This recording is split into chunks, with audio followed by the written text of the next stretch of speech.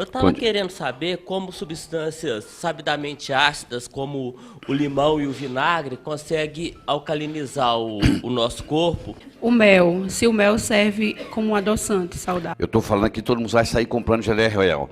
Geleia real é mais um alimento feminino. É chamado melão de São Caetano. Geralmente, por exemplo, a pessoa tem uma tosse recorrente, crônica, e ninguém consegue resolver, já foi em 10 médicos, ninguém resolve. Um lugar onde trabalha 300, 500 mulheres, chega no dia de lua cheia, praticamente está todo mundo menstruada. Porque se as mulheres trabalham juntas, elas começam a menstruar juntas, sabia disso? Queria saber se a batata doce também tem a questão da acrilamida. Conte pra gente o que o Dr. Lair tem feito em sua vida. E através dessa vitamina, eu já tirei a medicação que ela tomava pela parte da manhã. Grave um áudio ou vídeo e mande pelo WhatsApp. Vamos lá, todo mundo vendo. Todo mundo vendo. Estou no melhor que está tendo. Muito bem. Vocês vão ver que tudo que nós ensinamos aqui funciona. É só você testar. Você não acredita em mim, não, pelo amor de Deus. Testa. Se testou, não funcionou, joga fora. Vamos lá, perguntas. Oi, Rogério, né, Rogério? Espera aí, Rogério, você chegar ao microfone aí. Fala, querido. Bom dia. Eu estava querendo saber como substâncias sabidamente ácidas, como o limão e o vinagre, conseguem alcalinizar o nosso corpo e qual que é a melhor maneira de medir essa melhora do pH para quem não tem esse aparelhinho bacana. Não precisa de aparelhinho. O pH você mede com fita na saliva de manhã. ou com fita na urina. Vou te explicar. O limão, ele é ácido na hora que você ingere ele. Ele é alcalino na hora que você absorve. Vou te explicar por quê. Porque ele é rico em minerais e vitaminas. Os minerais são os alcalinizantes do corpo. Se você medir o pH do limão aqui no copo, é um pH ácido. Mas na hora que ele é digerido, na hora que ele é absorvido, ele é alcalino. Então tem alimentos que se você medir o pH na mesa, ele tem um pH ácido. Mas no frigir dos ovos, no produto final, ele é alcalino. Então você tem que levar isso em consideração. São substâncias alcalinizantes, uma vez que elas são absorvidas. Resolveu o seu problema? E aí eu compraria uma fitinha de pH. Farmácia. Você tem fornecedores. Quem fornece, por exemplo, material para o hospital, fornece fita disso. Você pega um fornecedor de hospital, ele te vende as fitas. E aumento 0,8% no valor. Isso é um algoritmo, chama. Isso é um algoritmo. O que é algoritmo? Alguém trabalhou, chegou no número que nos ajuda. Então eles chegaram à seguinte conclusão: se você pegar o pH e somar da saliva ou da urina, você lembra que ontem eu respondi, o da saliva é o intracelular, o da urina é extracelular, e somar 0,8, você vai estar mais ou menos, você sabe que biologia não é matemática, mas é feito o algoritmo, muitas coisas é feita por algoritmo. Vou te dar um exemplo. LDL, você não pede LDL para os seus pacientes? Low Density Lipoprotein? Isso não é medido, você sabia disso? Hein? Sabia porque eu vi no mês passado. Então não é medido. É um algoritmo, mas o médico não sabe disso. O médico comum, ele pensa que eles medem LDL. Testosterona livre no sangue, não é medido. Aquilo é calculado, entendeu? O médico confia 100% numa coisa que é calculada, aquilo é mais ou menos. O LDL calculado, até que ele funciona, mas depende do nível de triglicérides. Depois que os triglicéridos passaram de 200, 220, isso já perde, o algoritmo já não funciona mais. Tá bom, passa para alguém agora. Aí, está aqui, ó. Oi, como é que é seu nome?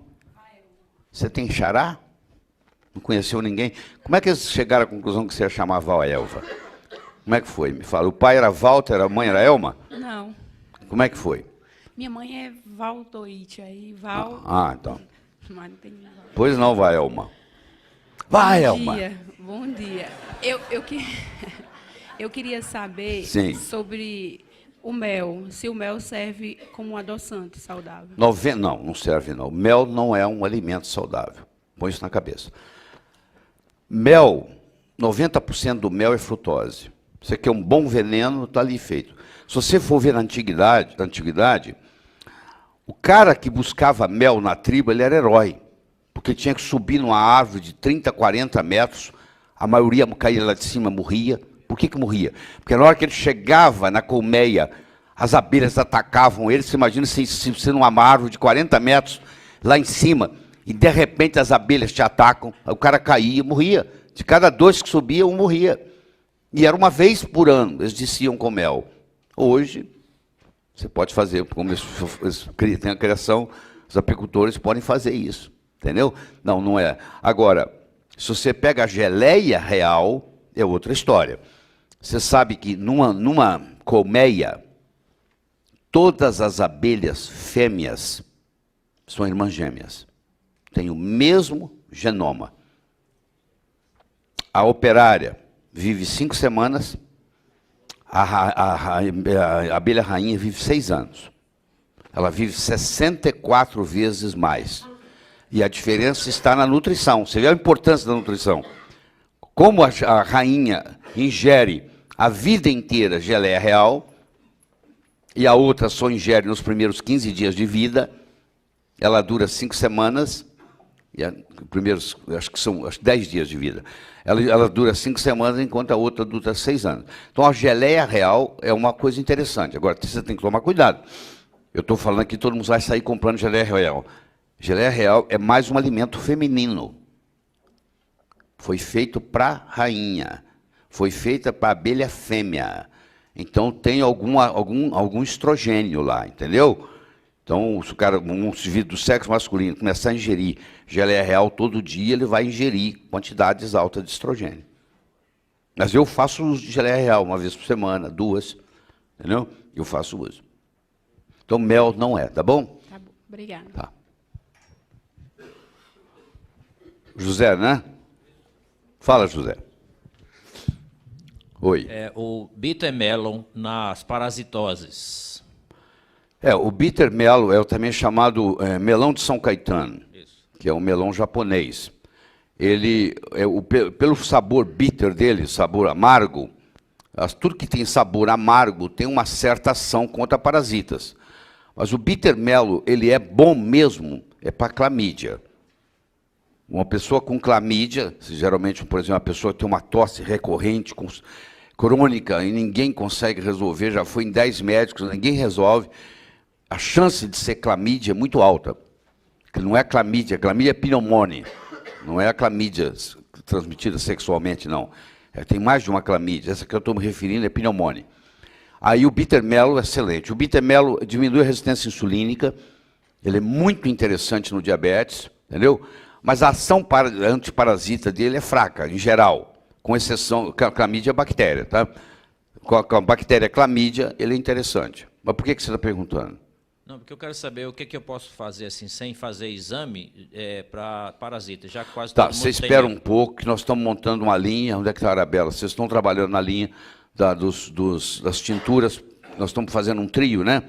A farmácia vai ter um trio só para fitoterapia, pronto já para parasitas. Você vai resolver o seu problema, você vai poder tomar, que é o melhor jeito mesmo. Existem mais de 100 parasitas no corpo, diferentes. E não dá para você identificar todos.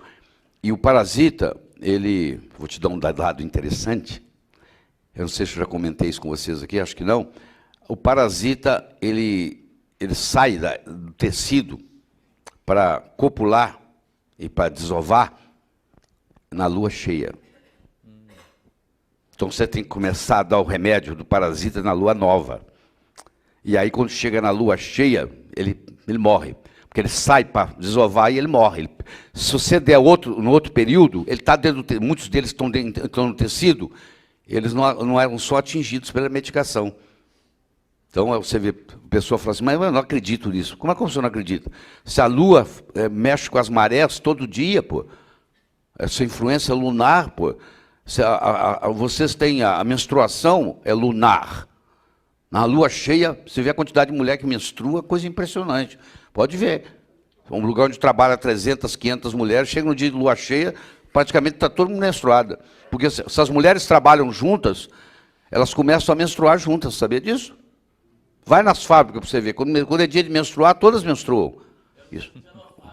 Vai sincronizando, hein? Quem falou alguma coisa?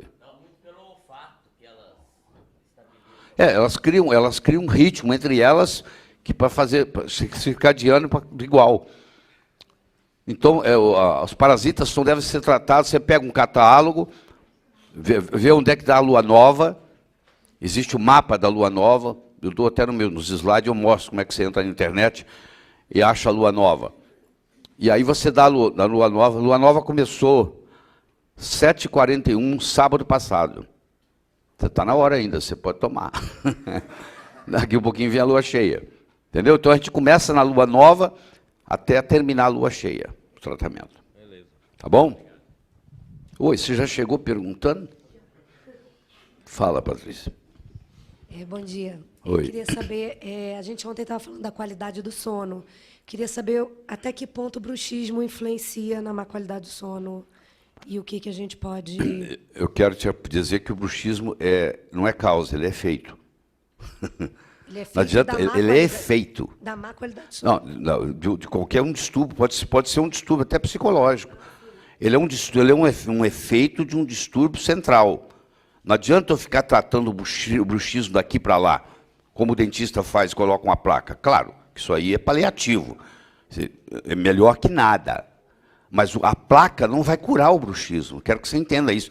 Se você tem bruxismo e coloca a placa, você vai estar sempre usando placa. Não vai resolver o seu problema. Muitas vezes um exercício igual dele que nós fizemos com ele, você não estava aí, Roger, conta para ela o que aconteceu com você. Ela não estava aí. Eu estava, sim. Você já tinha chegado? Não, hoje. Eu sempre cobro muito de quem chega atrasado, viu? Estou percebendo, já Faz questão. Eu atrasei 4 minutos, mas eu já senti a pressão. Então sentiu a pressão. Eu chego... Passa o microfone para o Roger aí. Fala para ele, para ela. Pronto. Eu estava contando para o pessoal que sumiu as minhas dores nas costas. Eu tinha uma dor nas costas crônica e ela desapareceu. Entendeu? Então a gente cura bruxismo com essa máquina também. Então você cura e não precisa da placa. Não, entendi. A minha pergunta é assim, de que forma isso pode influenciar a má qualidade do sono? Claro que influencia. Então, o que acontece no sono? Claro que se você fizer a eletrosonografia, você vai ver que a pessoa com bruxismo ela tem microdespertares. Porque o barulho, a contração, o ranger dos dentes, isso causa microdespertares. Ela não lembra no dia seguinte, mas está lá, os microdespertares estão identificados na polissonografia. Tá bom? Mais uma pergunta ou não? Aqui tem. Rafaela, você estava segurando, né? Queria saber se a batata doce também tem a questão da acrilamida. Tem sim. Do ponto de vista de índice glicêmico, tá? Você sabe o que é índice glicêmico, né? Do ponto de vista de índice glicêmico, a batata salgada é 93. É quase igual glicose. A batata doce é 54. Então, do ponto de vista de índice glicêmico, a batata doce é bem melhor do que a batata salgada. 93, 54. Geralmente, quando é abaixo de 50, a gente chama índice glicêmico baixo.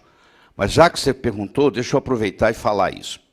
Existe um erro muito grande na nutrição da pessoa achar que só pelo fato do alimento ter um índice glicêmico baixo, que você pode comer à vontade. E tem uma outra coisa chamada carga glicêmica, que é tão importante quanto. Entendeu? No fim, você vai ter que digerir aquilo, você vai ter que a insulina vai ter que estar presente. Você pode não ter um pico, mas você vai estar insulina liberando por muito tempo, que também cria resistência insulínica. Então, tenha isso em mente. Por exemplo, o watermelon, a melancia, ela tem um índice glicêmico alto, mas uma carga glicêmica muito baixa. Então, você pode comer sem problema. O que interessa mais hoje, cada vez mais, eles estão provando que o índice glicêmico não é tão importante. O mais importante é a carga glicêmica. Então, você tem que valorizar isso, porque isso ficou essa história e espalhou pelo mundo e a pessoa acha, não, isso é baixo, o índice glicêmico posso comer à vontade. Não é verdade. Mas em relação à toxina, tem a formação... Também tem acrilamida. Também tem. É o seguinte, se você fizer, tem que juntar, asparagina, que tem na batata doce também, você tem que juntar calor e você tem que ter um outro amido, junto para juntar. Não, na própria batata. Tá? Tá bom? Na realidade, na batata, não deveria chamar amido, você sabe disso, né? Como é que chamaria? A batata, na realidade, não tem amido. Ela tem fécula. Quando é abaixo da superfície da terra, chama fécula, não chama amido. Tá bom? Se você quiser ser bem precisa. Qual a nota que você dá de 1 a 10? Boa noite para o Dr. Laí Ribeiro e toda a sua equipe. E eu agradeço muito a Deus por ter criado um ser tão maravilhoso, com tanta bondade e tanta sabedoria como o Dr. Laí Ribeiro, que está ajudando as pessoas. Eu tenho uma filha que ela tem depressão já há bastante tempo e ela tomava muita medicação.